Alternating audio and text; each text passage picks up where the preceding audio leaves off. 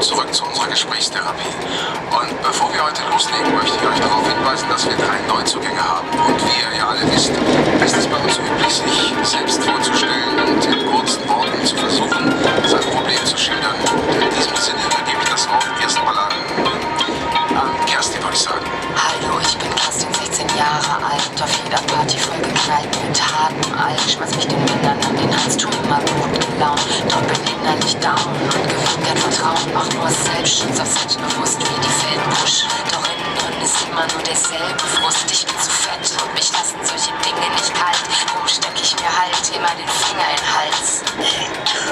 Denn ich hasse die Frauen im Spiegel und will aussehen wie die Frauen auf dem Cover von Frau im Spiegel. Manchmal fühle ich mich tot, wie wenn ein Föhn ins Wasser fällt. Ich hab kein Geld, doch ich will schön sein wie die Katterfeld. So bin ich nicht geboren, ich hab so gelitten. Ich will endlich volle Lippen und große Titten. Man muss mir Fett absaugen für einen flacheren Bauch. Ich würde mein Leben hergeben für eine straffere Haut. Mein Spiegel zeigt mir nicht, was ich sehen will. Ich will jemand anders sein und meine ganze Welt zerbricht bald in 1000 kleine Teile. Und niemand hier versteht mich. Ich fühle mich so ähnlich. Meine ganze Welt zerbricht bald in 1000 kleine Teile. Danke, Kerstin. Michelle, weshalb bist du hier? Was ist dein Problem? Mein Name ist Michelle und ich bin Model von Beruf. Ich bin immer ausgelaugt, doch meine Rolle spiele ich gut. Hatte gestern erst Geburtstag, 21 junge Jahre. Hab auf meine jungen Tage schon genug von Kummer haben. Denn auch Schönheit kann ein Fluch sein, wenn man 90, 60, 90 hat. Denkt jeder, dass man massenhaft und häufig Geld und Freunde hat. Ich kenne viele Leute, aber keinen, mit dem ich reden kann. Und Männer wollen nur eins, ich finde keinen, mit dem ich leben kann. Ich mag keinen Sex und Typen stressen mich gewaltig. Ich war frühreif und wurde schon mit 13 vergewaltigt. Und ich könnte heulen, alles ist beschissen. Nur meine Mutter hielt mich davon ab, mir Säure ins Gesicht zu kippen.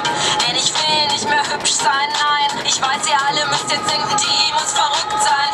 Ja, yeah.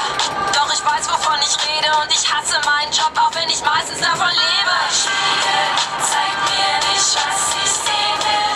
Ich will jemand anders sein und meine ganze Welt zerbricht bald in 1000 kleine Teile. Und niemand hier versteht mich. Ich fühle mich so ähnlich. Meine ganze Welt zerbricht bald in 1000 kleine Teile. Michelle, das war sehr mutig von dir. Bernhard, was ist dein Problem?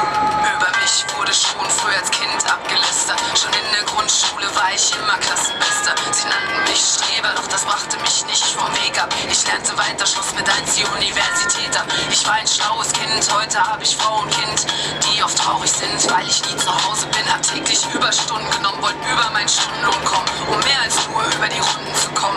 Und ich sollte schon längst Abteilungsleiter sein, doch ich setze mich nicht durch und sag leider nie nein. Hab keine Führungsqualitäten und Entscheidungsschwierigkeiten. Früh gelernt, meinen Mund zu halten, nur um Reibung zu vermeiden. Mache alles für meinen Chef und die lieben Kollegen, doch die sind alles nur nicht nett und haben mir nie was gegeben. Und gestern wurde mir dann mit Bedauern beteuert, ich bin nach 15 Jahren der Treue einfach raus und gefeuert. Ich hab doch jeden Monat einen Haufen Raten für das Haus mit Garten und das Auto zu zahlen. Und was soll ich meiner Frau denn sagen?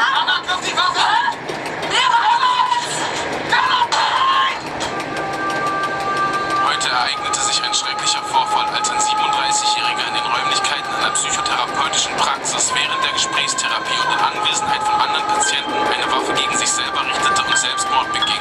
Der Mann, der einen Tag vorher seinen Job verloren hatte, hinterlässt Frau und 2 Kinder.